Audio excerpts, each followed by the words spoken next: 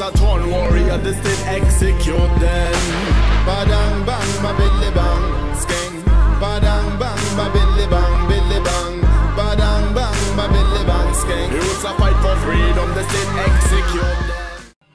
So at the moment you're currently visiting different parts of England on touring your documentary, your recent documentary, Redantdream. Could you tell us a little bit more about Redantdream? It's a film that we like to describe as a film about the revolutionary ideal in India, and by which we mean, you know, how do we look at the idea of a revolutionary? You know, who is a revolutionary? You know, it's not necessarily the man or woman with a gun, but a revolutionary is someone who wants to change the world. You know. And sometimes you can change the world simply by refusing to change the way you live. That's revolutionary. So, A Redantdream is a film about people like that, and essentially it's filmed in two parts of India, in Bastar, which is in central India, in Chhattisgarh, whereas you might be aware there's a Maoist kind of armed insurrection.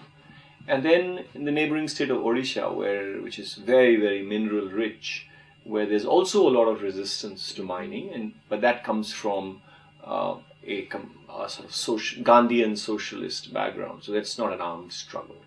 So yeah, it's a film that tries to excavate the ideal and the idea of revolution, basically. So mainly, it covers a lot in terms of an armed struggle and armed resistance, but how would you feel in terms of also like the glamorizing of armed struggle? Because at the same time, the Naxalites would be quite admired by people that are currently not living in the global south, but you know, oh look, these revolutionaries with like that are armed, but at the same time, it's very violent and it's very real, and the decision to challenge neocolonial exploitation and British, European and all these other exploiters who are still colonizing the land. So in that way, how do both of them two link?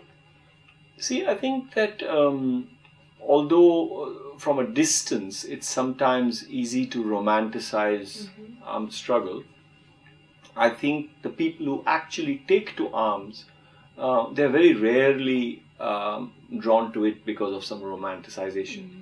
Because anywhere in the world, and certainly it's true for India, that the decision to take to arms is a very, very, has to be taken very carefully. Because, you know, once you take to arms, the state goes after you guns blazing. You know, you're in a sense, it's not a cool thing to walk around the forest with a gun. Because the moment you do that, you're dead, you know, you've signed your death warrant. So I think that I would never imagine that anybody in India who's involved in an armed struggle is doing it because whether it's in Kashmir or it's in Bastar, people take to arms after a lot of thought, and you might disagree with it, but you have to understand that it's a tactic. You know, it's something that people have tried all kinds of things. I mean, for example, in Kashmir, prior to the armed struggle in 1989, for 30 years people had been using various forms of public protest, and they were simply not being heard out, you know, and then the armed struggle began. So I think that that's one part of it. The other thing is that intrinsically, you know, in India particularly, and even in the world, it's made out as if it's some kind of an ethical choice. You know, I will fight with arms, I will not fight with arms. It's like a morality issue. But I think the truth is that people always use violence tactically. I mean, unless you were sociopathic or you know, psychotic or a criminal, or you know, that's not, that, you know.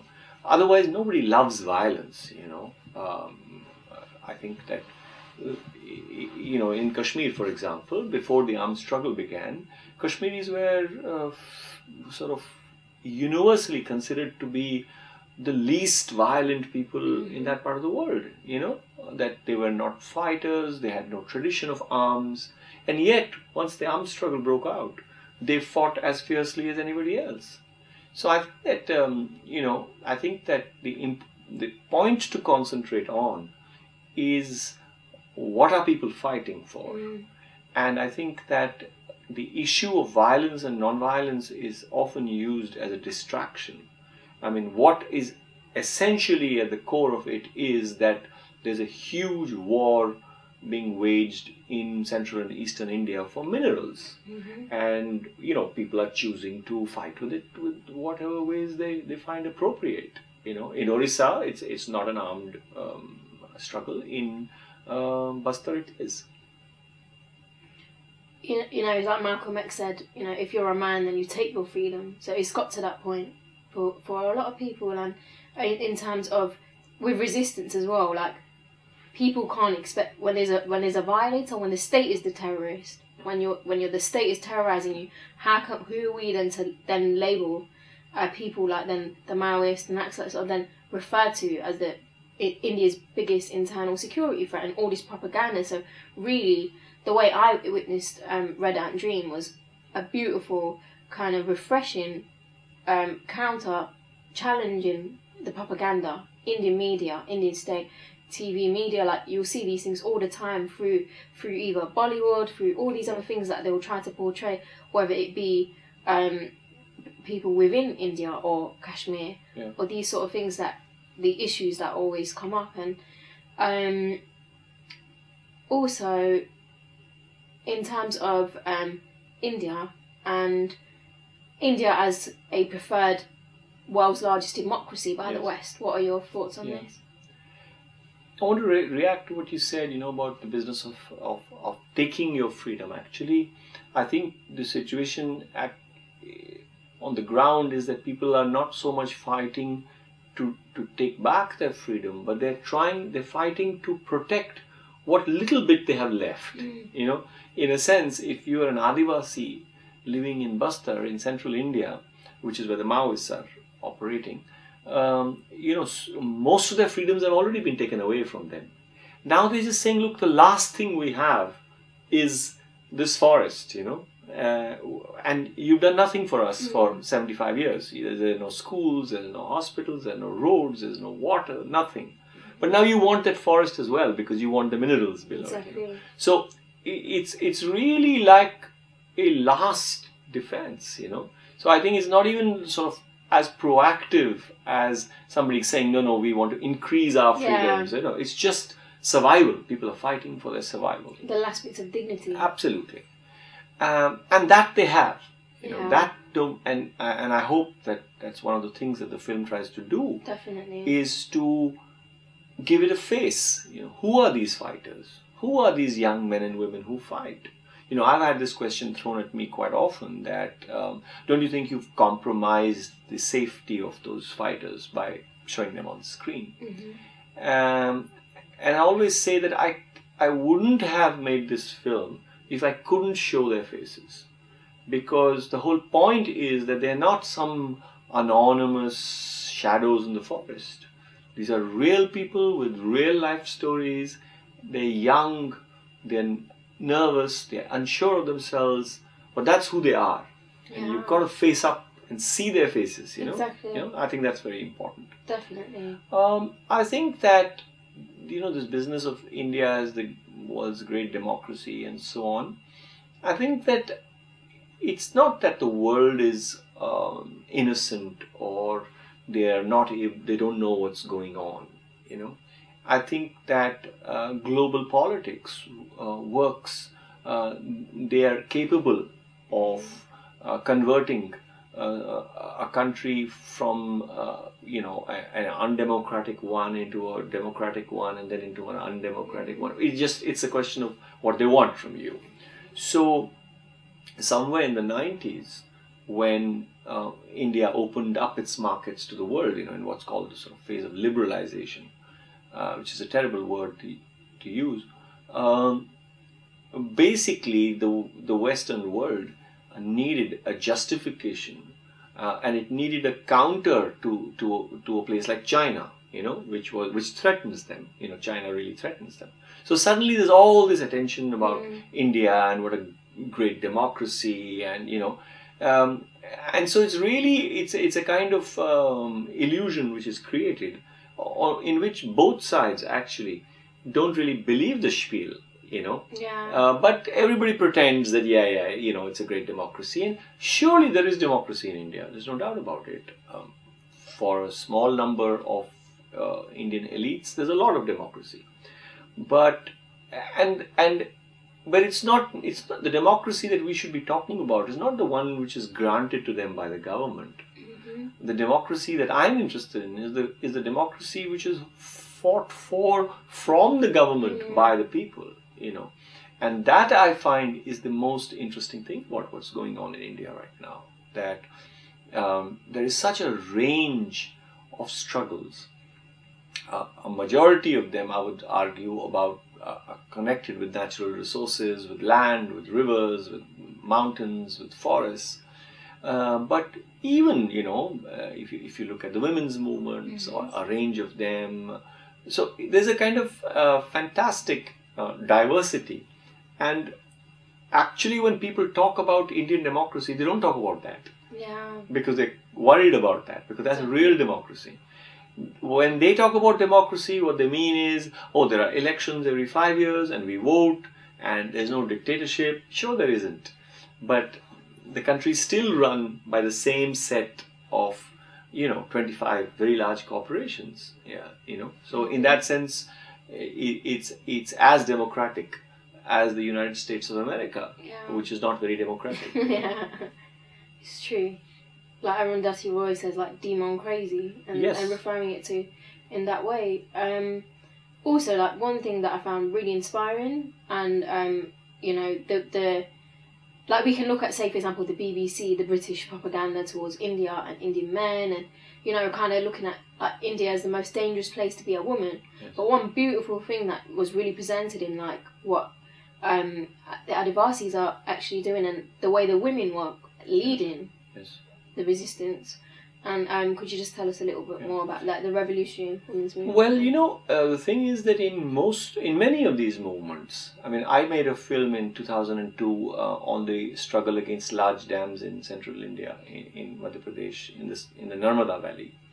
And there too, if you were to see the struggle on the ground, most of the leading positions were with women. Not just the kind of leadership, but even at protests, at whatever, seizures of land, wherever. So women in India, contrary to what most people believe, in many parts of India, it's not, North India is less sort of open to women than central and southern India, but women have really participated. In the forests of Bastar, I think probably the biggest achievement of the Maoist insurrection is that they have actually provided Adivasi women, tribal women, a way in which they have been able to move out of the structures of patriarchy and participate as equals in that struggle. So, and this has not happened overnight. Exactly. There's a lot of hard work involved. Over 20 years, people have been working at it, and they have this thing called the KAMS, the Krantikari Adivasi Mahila Sangathan, which translates as the Revolutionary Adivasi Women's Organization. And, they have a membership of 90,000. And, it doesn't have such a large population. So literally, you could argue that probably, if not 80%, but then 70% of all women of a certain age are members of that organization. And there isn't another feminist organization in urban India which could claim something like that. And yet feminist scholars would not really concede that inside the forest there's a kind of a feminist movement. And more importantly, even in their guerrilla army, the PLGA, the People's Liberation Guerrilla Army, something like 40% of all cadre are women. in the period that we were filming, over whatever 2.5 weeks.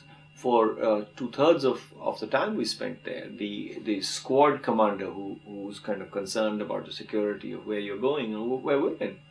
And so not that just participating in armed struggle is necessarily a sign of the emancipation of women, but what I'm saying is that in every which way, the role of women has been opened out. And Adivasi or tribal society is sometimes mistakenly construed to being a very egalitarian one for women. It's not necessarily so.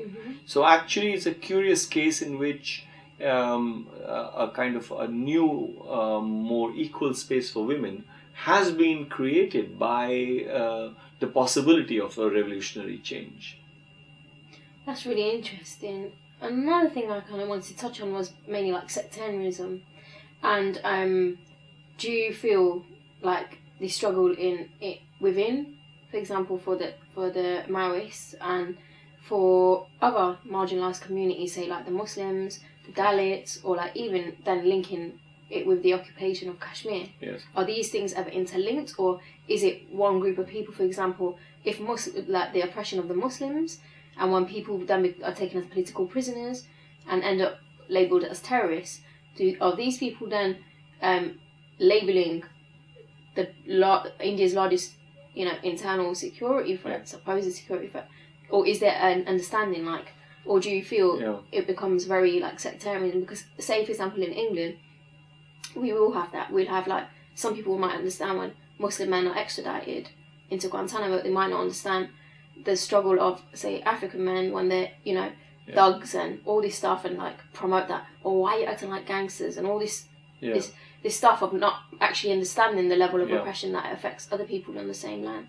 I think unfortunately the answer would be that there are these kind of compartments within which people work. Say if you have people within the Muslim community who are concerned about what's happening, the arrests and the incarceration and the false implication of young Muslim men, of which a lot happens in India. But they think that's their problem, they're not necessarily even concerned about the fate of Muslims in Kashmir. Yeah. And they're certainly not concerned about the fate of the Adivasis of central India, imagining that we don't really have anything to do with them, like ours is just to get our young men back. And so there is a kind of insularity amongst all these groups.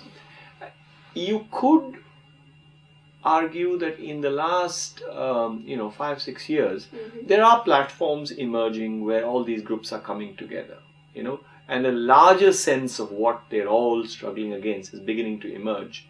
But it's not very, it's a bit inchoate right now. It's not clear how they can come together.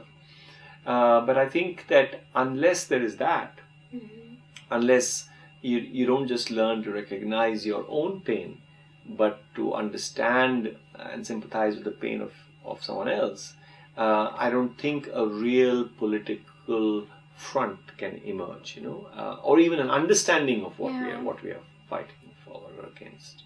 Especially India being so large as well. It's like one state is like hours away from another. It's a continent, and you can't blame people sometimes for just can't even, even someone like myself who thinks of himself as someone who's politically engaged.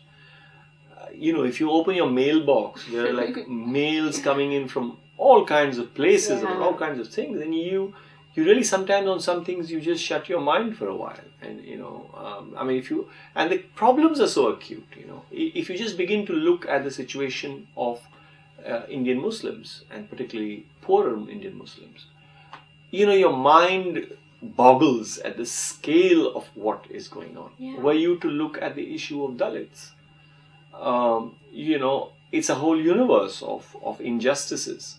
So it's very difficult for people to, and it's a difficult expectation to expect everybody to be concerned about everybody. That's an exhausting thing also. Yeah, it's true. But I think in principle, so long as you you accept that you're not going to deny the other person their right to protest, to seek more justice, and wherever possible you put out that hand of solidarity, I think that would be important. Mm-hmm. So what would your opinion be on, like, okay, we could talk about solidarity, but in terms of development and all these things that people on the ground are resisting so hard, that then loads of NGOs come and place themselves and completely exploit, like a lot of the time NGOs and these organisations that come from Europe actually need this oppression for them to survive. The same way in Palestine, like in Ramallah is completely flooded with NGOs, but these NGOs need the occupation to survive. Well, I think that it's taken a bit of time, but I think people are beginning to understand that. I think in most parts of India now, there's a great deal of skepticism about NGOs, and there is a much sharper understanding of what effect they have on society, because it's not simply a question that the NGOs need those situations in order to survive, but that by their presence, what do they do? You know, how do they act in some ways, you know, as a kind of pressure valve? You know, they kind of, instead of the whole thing exploding, they kind of, you know, see to it that it kind of leaks out slowly, so that there's no fracture. And that's one. And the other is that NGOs also tend to, you know, because they have money, so they hire some good people, and then those people are actually activists, and then they don't remain activists, and then you know, there are factions, and so although ostensibly it would not be possible for you to say, well, they're really crooked, you know, SOBs, but when you actually look at the end result of their intervention, then very, very often it can be very damaging. And it's very interesting that the places with the highest amount of conflict are also the places with the highest number of NGOs. You know, Kashmir, for example, is something like 32,000 NGOs registered. And somebody was telling me yesterday that someone has done a calculation that in India there are now more NGOs than hospital beds. You know, so I think that it's some indicator of why is so much money being poured into NGOs and not into development. You know, so what's the game, or what is going on? Also, who's responsible for underdeveloping these areas in the first place? So, in a sense, I mean, you could argue that NGOs are often like, you know, like the missionaries who went ahead of the colonizers. You know, that they kind of they're used to change the terms of the relationship. You know, they land up, sometimes they're ahead of the development or so-called development projects. Sometimes they come to sort of put a balm on the wounds, but they're really like missionaries, you know, in terms of the role that they play in this colonialism, which is because, you know, at least in India, we're aware of the fact that there is a kind of there's an internal colonialism as well. You know, it's not necessarily that we need international multinationals to come and exploit us. You know, our own multinationals are perfectly capable of doing a good job of that. You know, they do. It's quite internal violence in a covert way. You being in Britain, currently being in Britain, and also understanding colonialism and the reason for why there's so many things behind it. You know, like in the Redantdream screening, within the documentary, there was people, you know, people were actually saying death to imperialism and all these things. So, what's your actual aim whilst touring somewhere like Britain? Well, I mean, it's not very specific, you know, because in a sense, Britain may have been the epicenter of one form of colonialism, and continues to be, because it's the city of London is the financial capital, or in some senses still a financial capital of the world. So it's not that I'm bringing some kind of argument into the sort of the belly of the beast, but it's also true that there are lots of people like yourself who are concerned about what's going on, right? And that's what's interesting, that the kind of argument that one is making, although it's principally made for an Indian audience, it's because it has a certain kind of, let's say, an integrity in terms of its argument. It will hook other people as well, and they might read it. I mean, you might read it very differently from another person who might watch this film in Delhi or Calcutta or Bombay. They might read different meanings into it. You will see it through, and that is the miracle of cinema. That we don't control all the ways in which people receive films. You might imagine that this is what this is what this film is about. This is what this sequence is about. This is what this interview is about. But ultimately, the viewer will make up their own mind, and I'm very interested in that personally as a filmmaker who's a political filmmaker. That how does that engagement happen, and what are the kinds of ranges of opinions that people have? And so, we had a screening yesterday in London, and I think it's fascinating the myriad ways in which people will respond to the same film. That's what makes it so exciting. Yeah.